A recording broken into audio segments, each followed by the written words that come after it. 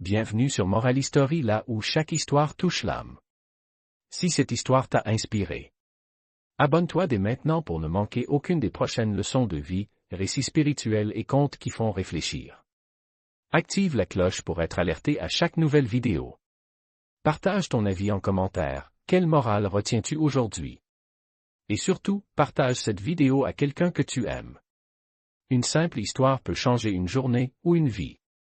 Merci de faire partie de la famille Moral History. Dans un village reculé, entre montagnes et champs fertiles, vivait un homme sage et respecté, marié à 2 femmes. Chacune lui donna un fils, et pendant un temps, la famille vivait dans une paix apparente. Les 2 garçons grandissaient côte à côte, jouant, partageant leurs repas et riant comme 2 frères inséparables. Mais la mort du père marqua un tournant tragique. Peu après, l'une des 2 mères mourut à son tour, laissant son fils orphelin de tout appui parental. Le jeune garçon fut alors placé sous la garde de la seconde épouse de son père. Celle-ci, bien que légalement sa tutrice, ne le regardait pas avec le regard de l'amour maternel. Elle voyait en lui un fardeau, une ombre de la femme qu'elle jalousait en secret. Mais les 2 enfants se ressemblaient tant, dans leur visage comme dans leur comportement, qu'elle ne parvenait pas toujours à les distinguer. Cette confusion éveilla en elle un besoin maladif de séparer le sien de l'autre. Un soir, alors que les garçons dormaient, elle s'approcha à pas feutrés avec une aiguille et un fil grossier.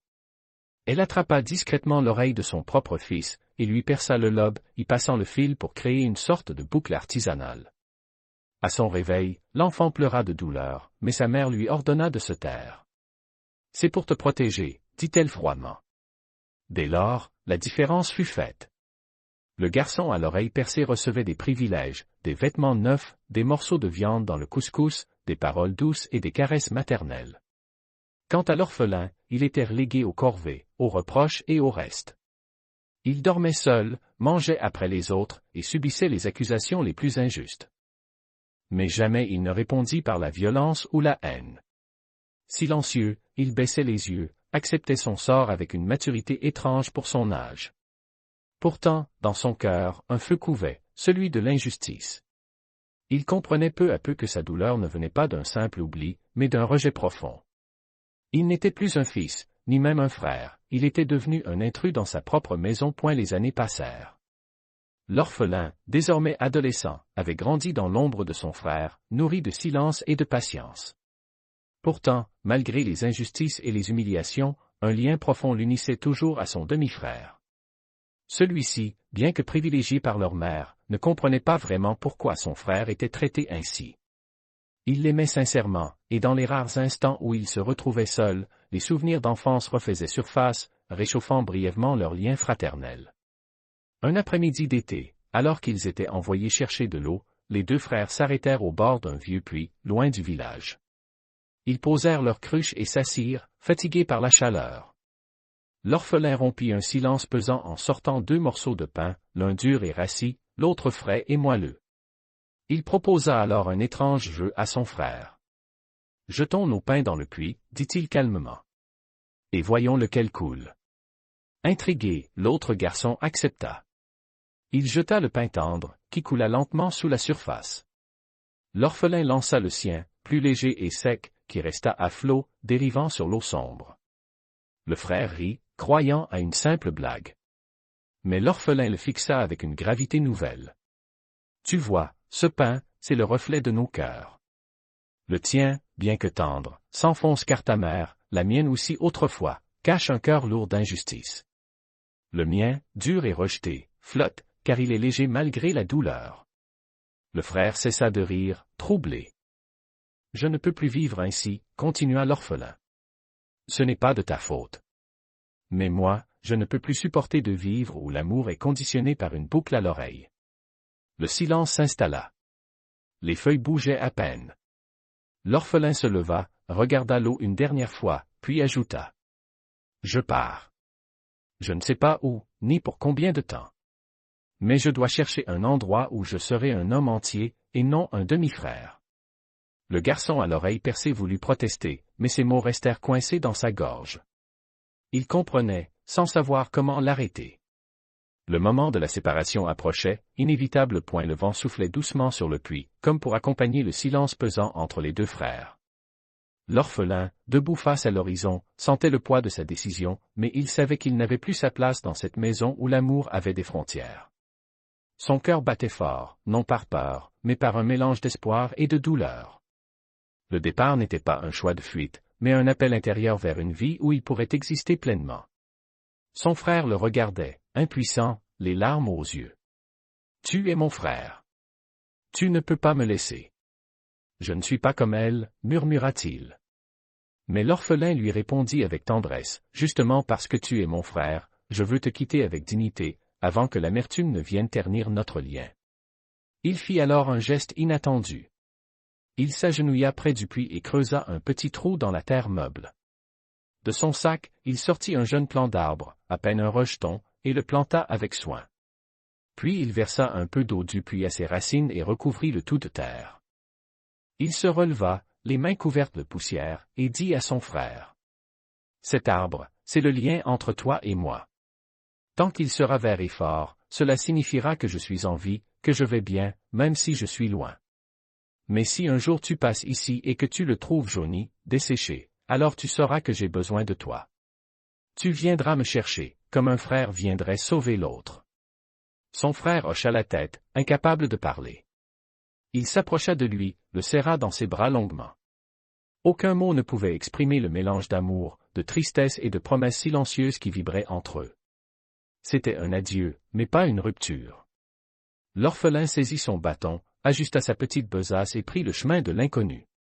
Pas un regard en arrière. Il savait que s'il se retournait, il faiblirait. Le vent souleva un peu de poussière derrière lui, comme si la terre elle-même reconnaissait l'importance de ce départ. Son frère resta là, devant l'arbre fraîchement planté, le regard fixé sur la silhouette qui s'éloignait peu à peu. Puis il se tourna vers l'arbre, le toucha doucement et murmura, « Je te protégerai. » Le jeune orphelin marcha plusieurs jours, franchissant des collines arides, traversant des plaines sans fin, dormant à la belle étoile et vivant du peu que la nature lui offrait. Chaque nuit, il repensait à son frère, à l'arbre planté près du puits, et à cette maison où il n'était qu'un fantôme dans les couloirs. Mais à mesure qu'il s'éloignait, il sentait grandir en lui une force nouvelle, celle de l'homme libre, forgé par l'épreuve. Un matin, alors que le soleil se levait derrière une chaîne de montagnes, il entendit des bêlements affolés, des aboiements, des cris. Curieux, il s'approcha discrètement d'une clairière où un jeune berger courait en tous sens, tentant de disperser son troupeau, traqué par une meute de loups affamés. Les bêtes tournaient en cercle, rusées, prêtes à bondir. Le garçon n'hésita pas une seconde. Il observa la scène, repéra les points faibles, les pentes, les obstacles naturels. Avec calme, il rejoignit le berger terrifié. « Tu veux sauver ton troupeau?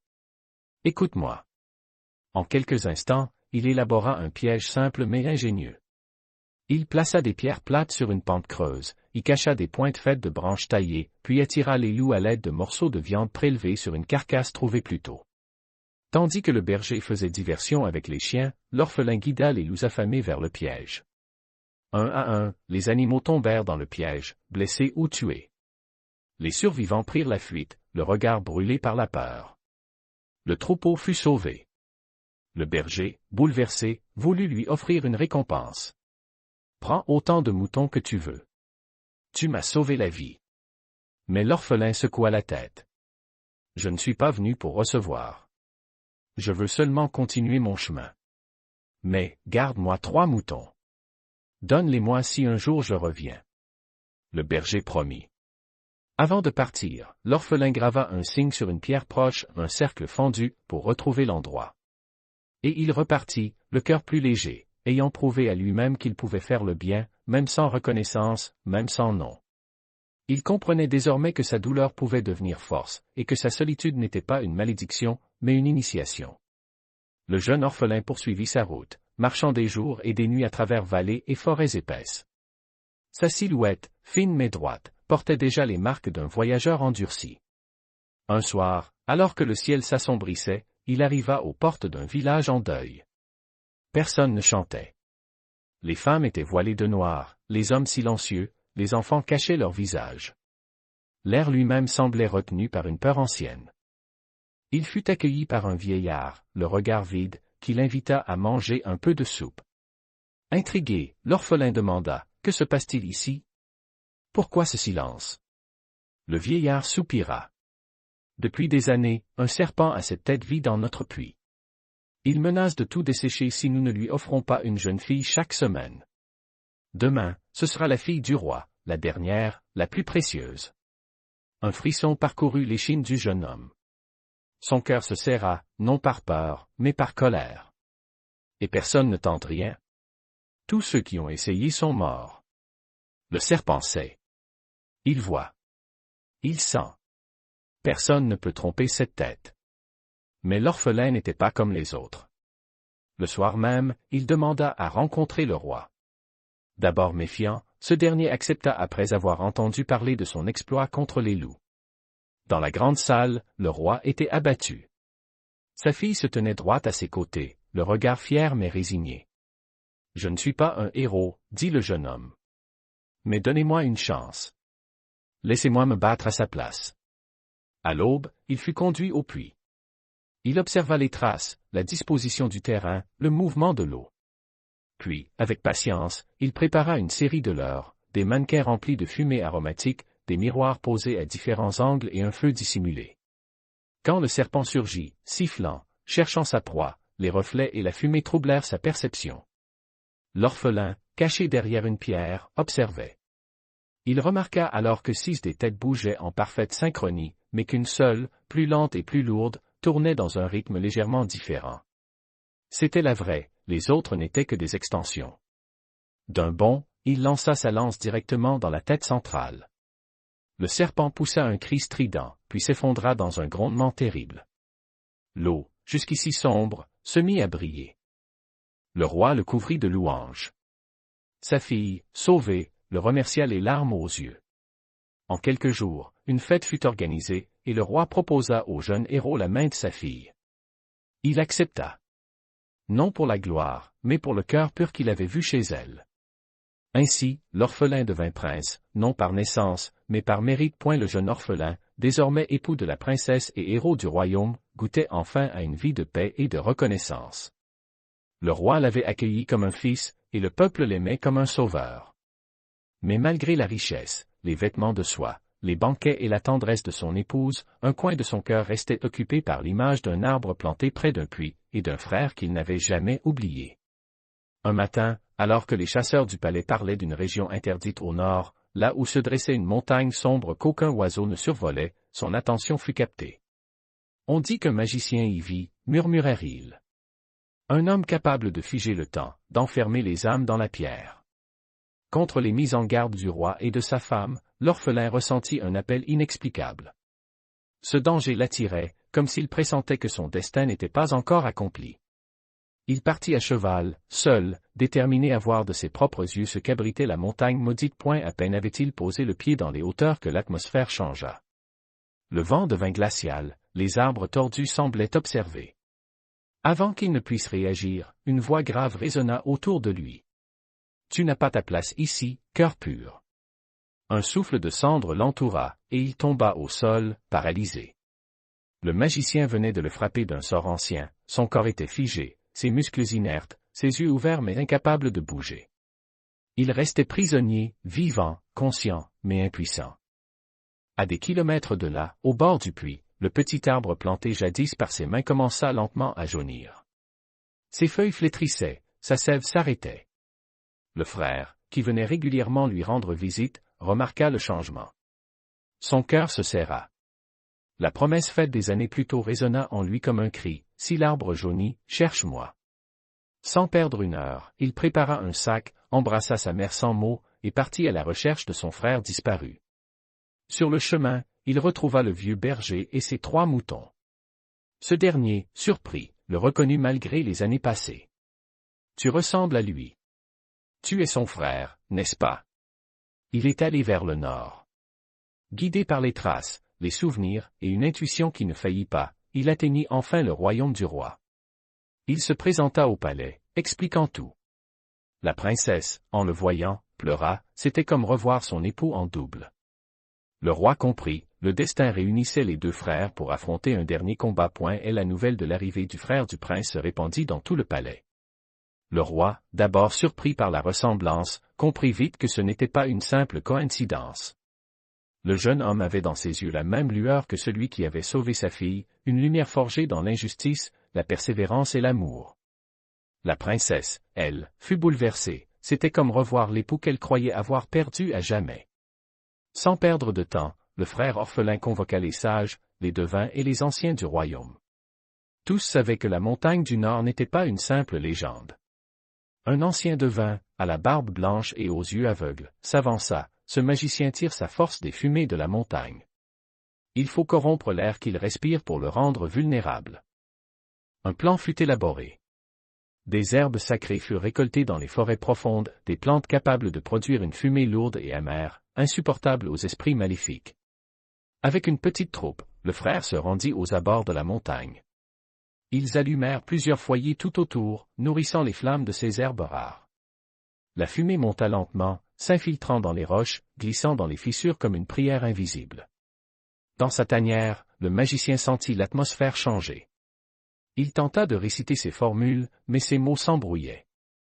L'air lui brûlait les poumons. Affaibli, il sortit de l'ombre, titubant. C'était l'instant attendu.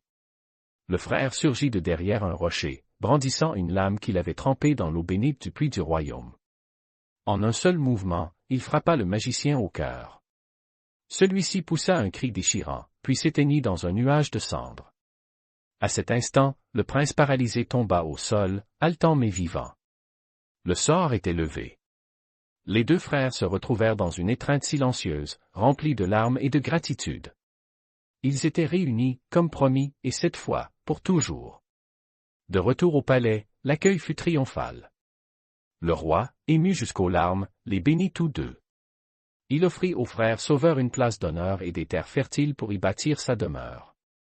L'orphelin, guéri, reprit sa place auprès de sa femme, tandis que son frère s'installa non loin, avec les moutons du berger en cadeau de bienvenue. Les deux frères vécurent côte à côte, comme au premier jour, mais cette fois, sans injustice, sans jalousie, sans douleur. Ils étaient unis non par le sang seulement, mais par les épreuves, par le pardon, par l'amour vrai. Et l'arbre planté près du puits? Il devint un symbole vivant de leur histoire. Grand, fort et verdoyant, il offrait de l'ombre aux passants, et racontait à qui savait écouter, la légende des deux frères.